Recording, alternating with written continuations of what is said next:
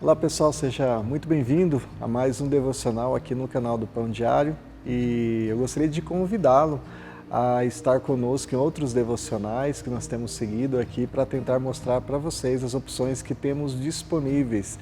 E se você gostar do devocional, claro, curte ali, comenta algo que o devocional falou para você e compartilhe com seus amigos. É sempre muito bom poder compartilhar uma mensagem de esperança e encorajamento. O devocional que eu escolhi ler, para mim, é com muita alegria que nós lançamos esse ano no Brasil. Vocês que acompanham a nossa famosa série Dia a Dia com Deus, nós temos vários devocionais com os pais da igreja, devocionais com Charles Spurgeon, com Tozer, devocionais com os puritanos, né? Todos esses da série Dia a Dia com. A ideia dessa série é trazer conteúdos edificantes que estão disponíveis no mundo em outras línguas para a língua portuguesa, para abençoar sua vida. E esse Dia a Dia com Calvino, esse que eu tenho em minhas mãos, é uma edição em couro, que eu gosto muito, mas nós temos também uma edição capa dura, que também é linda, tem essa borda aqui, que nós falamos em ouro, né, que é na verdade dourada, é super legal, com fitilho, e é muito legal para dar de presente, principalmente para alguém que gosta muito de leitura, que já tem um relacionamento com Deus de longo prazo e precisa de um devocional com maior profundidade. Mas seria impossível para mim ler esse livro, esse devocional de hoje, sem dar uma pequena abertura aqui em quem foi Jean Calvin, né, um francês, né, que nós traduzimos o nome dele para João Calvino, mas ele nasceu na França, ali em 10 de julho de 1509, mais de 500 anos atrás, né? E ele teve um legado muito importante ali para a França, também conhecido como grande reformador de Genebra, né? Morreu jovem, com 55 anos, né? Mas o legado que ele deixou foi um legado abençoador, porque ele ajudou a compreender melhor a Bíblia. Ele tinha formação em latim, em grego e também em direito, um advogado, né? Então ele escreveu as famosas Institutas, né, que foi uma explicação da fé cristã para que também o rei da França pudesse entender, e depois ele também escreveu um pequeno livro, né, que era o básico da fé cristã para que os camponeses, as pessoas simples pudessem entender, e ele influenciou muito ali a cidade de Genebra, trazendo a educação para as mulheres e para as crianças, que depois inclusive influenciou o mundo, isso há 500 anos atrás. A gente fala de igualdade hoje com mulheres e crianças. Calvino já pregoava isso, implantou isso em Genebra lá no ano 1538, né? E Genebra já tinha isso. Algo interessante que eu também gostaria de comentar com você, que Calvino foi o único dos reformadores da igreja que teve um contato direto com o Brasil. No ano 1557, ele mandou uma incursão com missionários para cá, para a Antártica e também aqui para o Brasil, para montar os primeiros campos de evangelismo aqui, né? Foi os contingentes dos huguenotes foram enviados à Baía do Guanabara, ali no Rio de Janeiro, para também mostrar alguma coisa e ajudar com a parte de evangelismo. Mas vamos lá ao devocional de hoje, sendo testado. E quando a gente fala em teste, é impossível a gente não lembrar de Abraão. E vamos então ver o que Calvino fala acerca do texto de Gênesis 22:1, né? O texto diz assim: depois dessas coisas, pôs Deus Abraão à prova e lhe disse: Abraão. Este lhe respondeu: eis-me aqui. Calvino diz acerca desse texto: pelas palavras depois dessas coisas, o autor de Gênesis pretendia compreender em uma sentença os variados acontecimentos nos quais Abraão havia sido atirado de um lado para outro e o estado de vida ligeiramente mais calmo que em sua idade avançada ele havia começado a obter.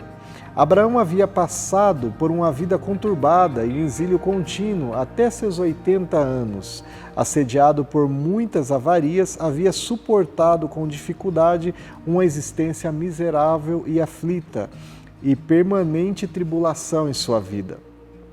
A fome o havia afastado da terra qual havia ido, segundo a ordenança de Deus, indo para o Egito.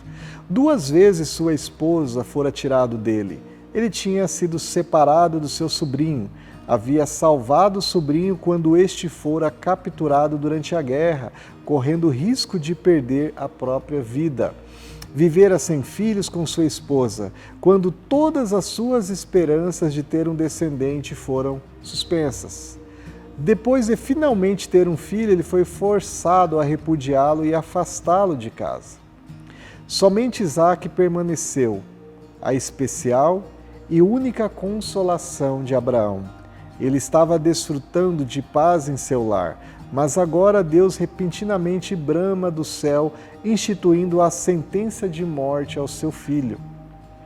O significado, portanto, da passagem é que, por sua tentação, como se por um último ato, a fé que Abraão professara foi a mais severamente testada do que tudo que ele havia passado antes.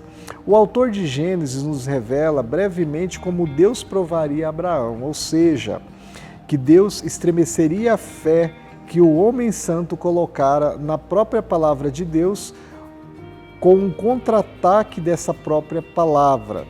Deus, entretanto, se dirige a Abraão pelo nome, para que não houvesse dúvida com relação à identidade do autor da ordenança, pois a menos que Abraão fosse completamente convencido de que se tratava da voz de Deus, ordenando-lhe que matasse Isaque, ele facilmente teria sido liberto da angústia, amparando-se na promessa segura de Deus de que Isaque manteria sua semente.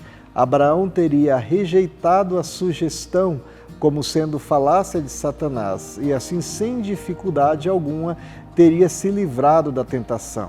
Mas agora todo motivo para a dúvida fora removido, de modo que, sem argumentação, Abraão reconhece o oráculo como vindo de Deus. É muito bom a gente ver essa reflexão de Calvino, esse texto que foi extraído dos textos de Calvino, falando de quem nós temos como pai da fé, Abraão. Ele nos disse aqui todas as aflições que Abraão viveu na vida dele e como ao final, quando ele gozava ali de uma alegria, né, de ter o filho, de estar em paz, ele é chamado para um teste. E Calvino, né, ele deixa claro aqui que esse chamado foi a voz do próprio Deus e que não deixou dúvidas para Abraão para que pensasse que fosse a voz de Satanás ou qualquer outra tentação. Foi a própria voz de Deus e Abraão reconheceu isso.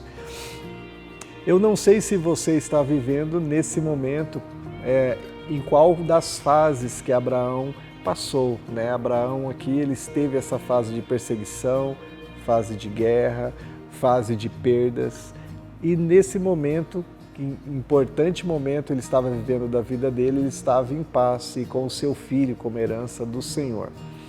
Eu quero dizer para você que independente do momento que você está vivendo, ele vai passar, seja qual seja a dificuldade.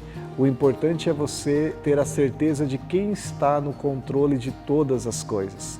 Quando a voz de Deus veio a Abraão, ele teve certeza que a voz era do próprio Deus.